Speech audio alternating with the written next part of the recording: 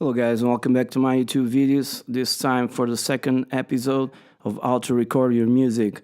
So basically what I was talking about on the Boss Katana Facebook group is how people recording their songs and their music using both the Katana via USB or the rack out. You will probably need an audio interface if you're going to record other stuff like I'm doing right now with microphone. It's a condenser microphone, so I need phantom power from my Scarlett USB, and but you can use just the Boss Katana as your sound card. Okay, what I have here, I've already downloaded PreSonus Studio One 3 DMG, which is a file for the Mac. On Windows is different, but it's the same principle applies.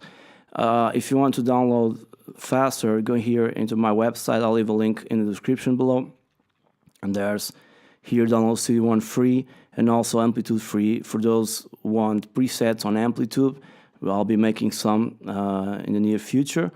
So if you click here, it'll go into shop.presonus.com. You just add to cart. You have to log in. I've already logged in with my Facebook account. You can log in with Google, or you can create your own account, okay? And then it's just download. It'll show you some activation codes.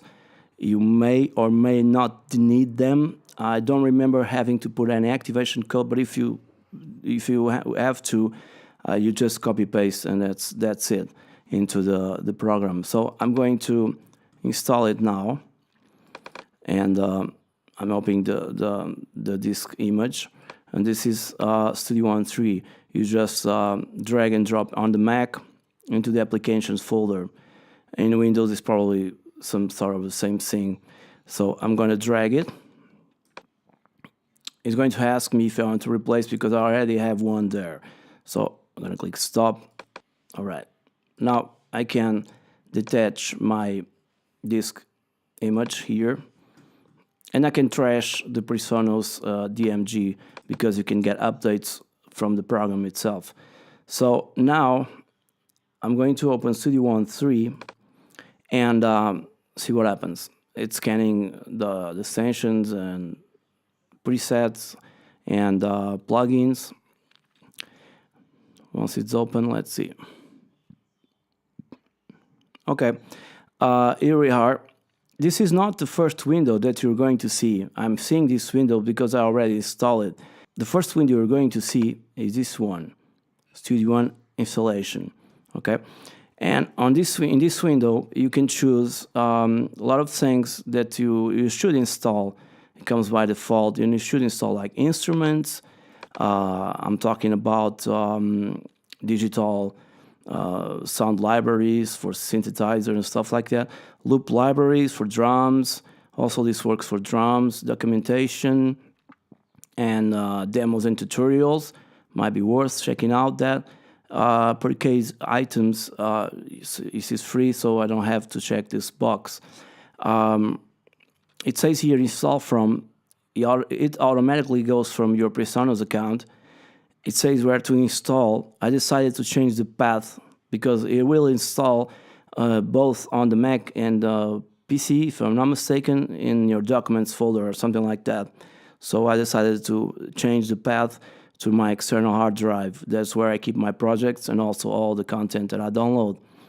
So that's why it says custom installation, because if it says recommended installation, it didn't change the path, but it changed here what you're going to install. So this one, you can check recommended installation and then install. Okay, it says here it's about 2.6 gigabytes, but it's worth it. Okay, I haven't yet installed it, and for now you don't need it, but go ahead and install. Probably later you'll need it. Okay, so I'm going to close this. This is the window that will show up the first time you run Studio One Prime. Okay, it says here activate my purchased version of Studio One. Try the full version. You can try the full version, or run Studio One Prime, the free version. So you select this, okay, and once you activate Studio One Prime, it goes online. If I'm not mistaken, I'm going to click here.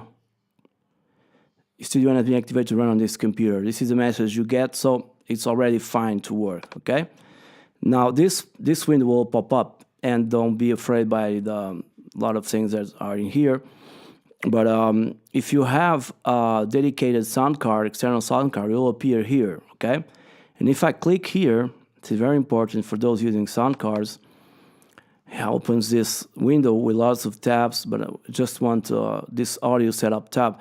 So in the playback device, the device where you connect your stuff, it sees here Scarlett.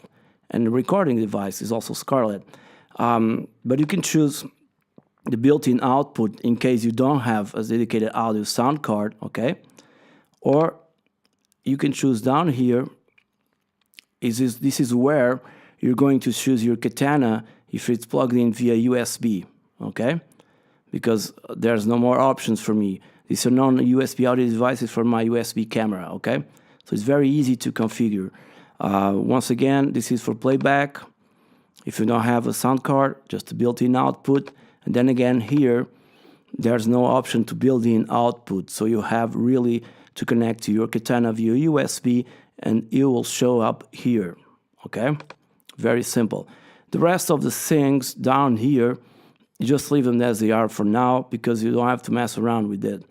It comes with a low buffer size, which means that when you play, you don't have latency, your sound going into the computer and coming back from your speakers or headphones won't have no latency or just a little bit, but it's playable, it's audible. It says here the input latency in milliseconds and the output latency in milliseconds, so it's very fast.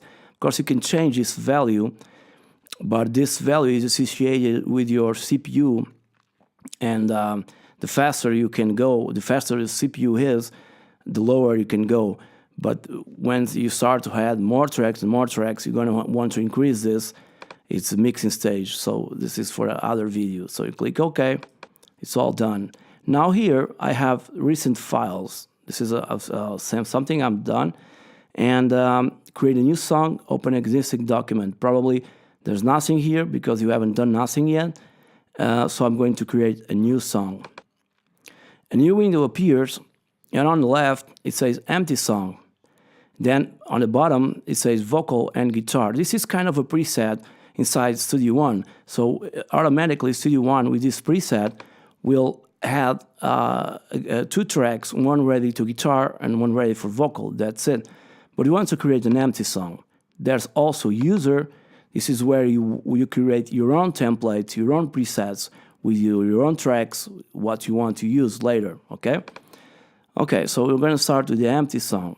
I hope you understand me so far. Then song title, you can just click, and you can name it. I'm going to name it the test, okay? And just underneath, there's these 3 dots that tells you the path where your projects are going. By default, I think Studio One records everything in your documents folder, at least on the Mac. Since I have a dedicated external hard drive, what I did is I clicked here and choose my destination. So my destination is here on my external hard drive. Name it audio, okay? So it's already done.